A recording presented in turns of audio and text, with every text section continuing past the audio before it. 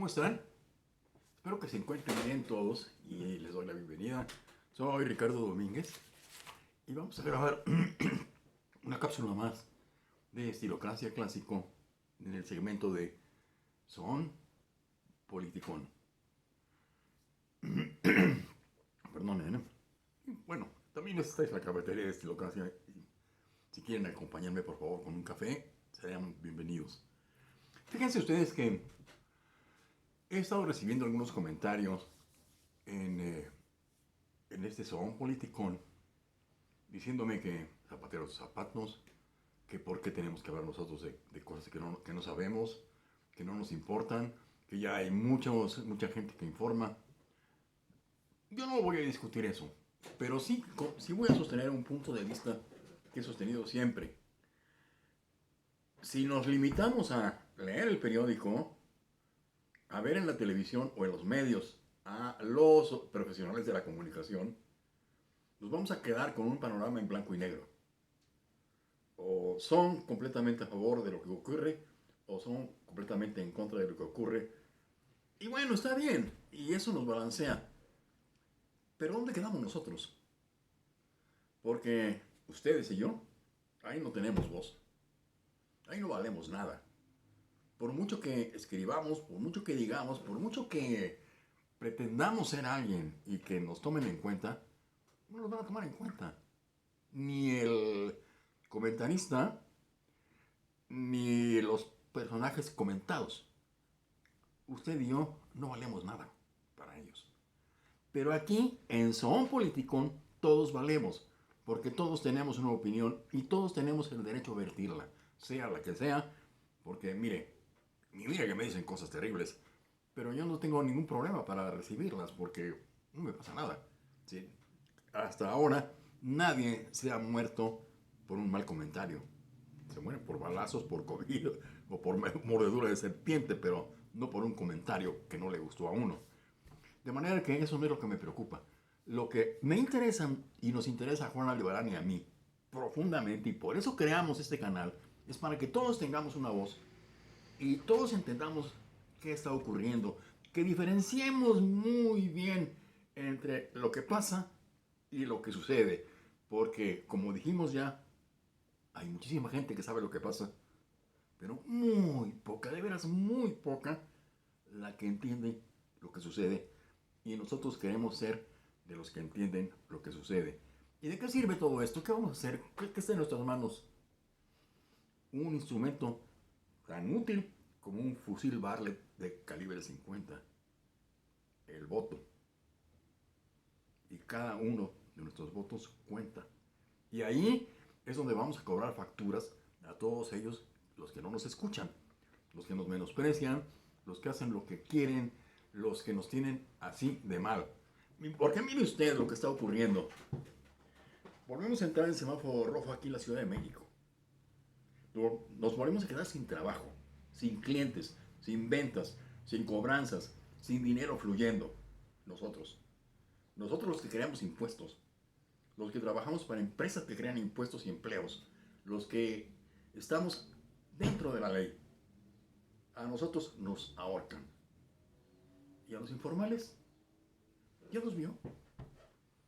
¿Ya vio usted las gráficas? No nada más de la Ciudad de México, que es donde vivo, que es la que primeramente me afecta, pero los informales de todas las ciudades del país. ¿Qué les pasa? Nada. Siguen vendiendo, siguen fluyendo el dinero, no a raudales, pero es un dinero que a nosotros no nos fluye. Oiga, si un puesto vende 3,000 pesos diarios, qué padre. Yo no estoy vendiendo más que 0 pesos al día. ¿Por qué? Ya ocurrió en el primer trimestre de 2020. Nos cerraron 3 meses y la economía se colapsó. Y ahora que nos íbamos a recuperar un poco de ese colapso financiero, nos vuelven a cerrar y entramos nuevamente a otro colapso. ¿Entienden lo que sucede? Todos sabemos lo que pasa. Tenemos que cerrar por el COVID, por no contagiarnos, pero los informales no cierran. Y la gente que concurre a comprar en el mercado informal, ahí está, con y sin cubrebocas. Obviamente con cero distancia sana. Están unos pegados a otros, compre y compre. Sabemos lo que pasa, pero no entendemos lo que sucede. Y yo no quiero especular, pero díganme ustedes qué opinan. Porque esto parece nada más, no digo que así sea, como una intención de ahorcarnos, como en la época de Echeverría, que es hacia donde se dirige este, este grupo de gobernantes, de, que son un poco radicales, que quieren ser precisamente como Luis Echeverría. Ustedes no lo vivieron, los que lo vivimos sí sabemos de qué se trata, ¿eh? Y les puedo decir que entre los gobiernos de Luis Echeverría y López Portillo ocurrieron todas las desgracias que estamos pasando hoy en día. Todas. Absolutamente todas. Fueron los que descuajaron al país. Y esa es mi opinión personal y tengo con qué sostenerla. Y creo que en esto también coinciden muchísimos analistas verdaderos. Yo no soy un analista, ¿vale? Que digan lo que quieran mis detractores, mis impugnadores o los impugnadores del canal. Y el canal soy yo, es Juan Aldeván y ustedes. Todos nosotros somos este canal. Y nos están impugnando, nos están diciendo cosas terribles que no tienen que afectarnos. Recuerden que de todos modos tenemos que entender lo que sucede para utilizar la única arma que tenemos a la mano nosotros como ciudadanos de a pie. Porque eso es lo que está pasando. Que nos quieren dejar sin armas, sin dinero, sin nada. Pero siempre nos queda esa única arma útil. El voto. Siempre y cuando no ocurra que cancelan las votaciones, que cancelan al INE y que cancelan todo eso. Porque también podría ocurrir en el caso de un régimen tiránico. Pero esto es muy real. Y sí quiero enfatizarlo, porque de veras hay mucha gente que me está diciendo que yo no tengo por qué opinar. No. Usted tampoco tiene por qué opinar. Usted no tiene una opinión. Ustedes no tienen una opinión de lo que está ocurriendo. Ustedes están muy conformes con lo que les pasa. Ustedes están en su casa sin ingresos y no tienen opinión. No tienen dónde colocar su opinión. No tienen dónde hacerla oír. Eso sí es cierto. Por eso estamos nosotros. Porque créanme, los medios, sean los que sean, no son nuestra plataforma, no son nuestro micrófono y no nos escuchan ni nos van a escuchar. Ni comentaristas, ni analistas, ni políticos, ni diputados, ni gobernantes, ni nadie. Nosotros no somos más que los que la pagamos, punto. Y la vamos a seguir pagando. Porque vean, aquí nos tienen pagando impuestos sin ingresos. Y los que no pagan impuestos con ingresos. Por favor, como dicen los del Código Magenta, que alguien me explique. Que alguien nos explique cómo es que los que sí pagamos estamos sin ingresos y los que no pagan nada están con ingresos. Y además contagiando. Y además provocando contagios que a lo mejor desembocan en muertes. Y no pasa nada. Ahí hay un error. Y hay un error muy severo. Y mire, yo muchas veces y en otras ocasiones he leído columnas con ustedes. También me han dicho que si yo no tengo mi propio criterio, pues el criterio se conforma con información. Y si uno no lee, pues ¿de dónde va a sacar un criterio? ¿Verdad? Y entonces sí me gustaría leerles. Yo considero a don Roberto Rock como un excelente periodista. Él, yo lo he visto personalmente, alguna vez estuve en su casa y me parece un hombre bastante centrado. Y me gustaría leerles algo que él escribió para este domingo, porque escribe todos los domingos una columna que se llama Retrato Hereje. Muy bien puesto el título, por cierto. Y se titula 2021 en Economía. ¿Recuerdos del porvenir? El clima bajo el que se iniciará el año, el sector empresarial y el gobierno de López Obrador estará envenenado por un desgaste que acumula ya 2 años y el estancamiento económico impuesto por la crisis sanitaria. Una indispensable reforma fiscal prevista después de las elecciones agravará el pronóstico de tormenta en un horizonte ya de suyo borrascoso. Estas variables estarán aderezadas durante el año a punto de iniciar con un discurso colocado sobre la mesa desde el inicio de la actual administración. Resulta singular descubrir o recordar que en sus líneas centrales se está exhumando el mismo debate de hace 50 años durante el gobierno de Luis Echeverría en el periodo de 1970 a 1976. Bajo esa perspectiva, los cambios decretados en las semanas recientes sobre el gabinete López Obrador serán considerados en perspectiva como preparativos para el uso de retazos del pasado con un barniz superficial de transformación.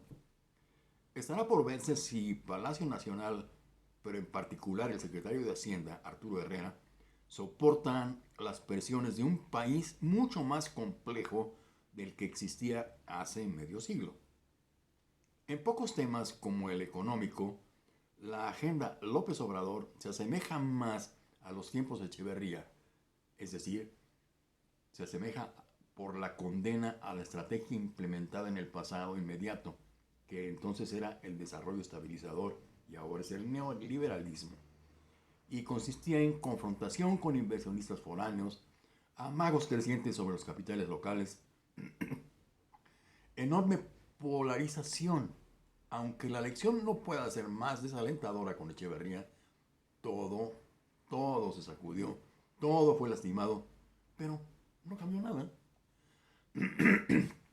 En 2021 quedará de manifiesto el desafío entendido desde la presencia de Lázaro Cárdenas de 1934 a 1940, la necesidad de fortalecer la autonomía y el margen de maniobra del Estado ante actores con peso propio, en este caso los varones del dinero, una de las obsesiones que ha acompañado toda la vida pública del ahora presidente del país.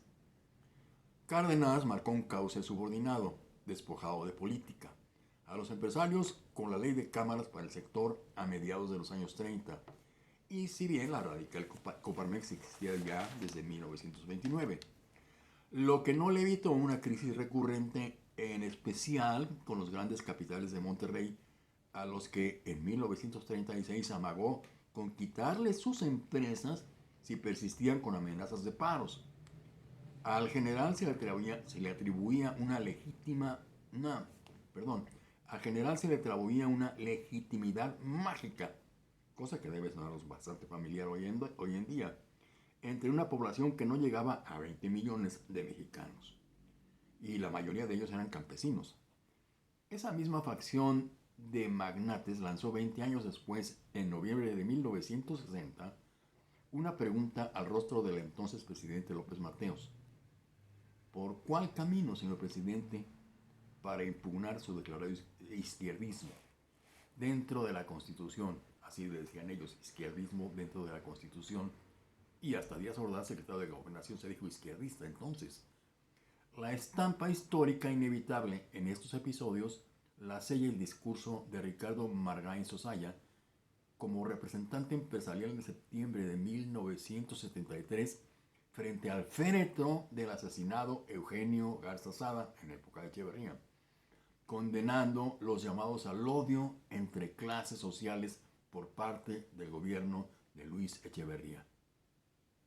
El año por arrancar demostrará si hemos aprendido algo como país o si estamos presenciando la misma película con los mismos actores y cuyo final funesto ya conocemos de antemano. Es lo que le digo, mire, aquí hay información para nosotros. Que nosotros no somos influyentes, que no somos poderes fácticos, que para este gobierno y para todos los gobiernos no somos nada, y para los medios oficiales, para los medios poderosos, tampoco somos nada.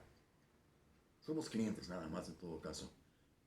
Pero aquí, en Estilocracia Clásico, son politicón, tenemos una voz y tenemos manera de escucharnos entre nosotros. No soy yo, no es Juan Aldebarán quien los va a escuchar, somos todos los que estamos y todos tenemos el derecho a opinar y entre todos vamos a conformar un minúsculo grupo de personas que además de saber lo que pasa, sí entienden lo que sucede. Amigos, ha sido un gusto estar con ustedes otra vez y nos vemos en una próxima cápsula de Estilocracia Clásico, Zoom, Politicón. Y por favor, si les gusta lo que está ocurriendo, si les gusta lo que estamos haciendo, denle like, suscríbanse, coméntenlo, traigan más gente, porque todos los que ustedes conocen también tienen derecho a ser escuchados. Y este es uno de los canales en donde serán siempre muy bien recibidos y muy bien escuchados, aunque no opinen como yo, porque yo siempre sabré respetarlos y escucharlos. Que les vaya muy bien.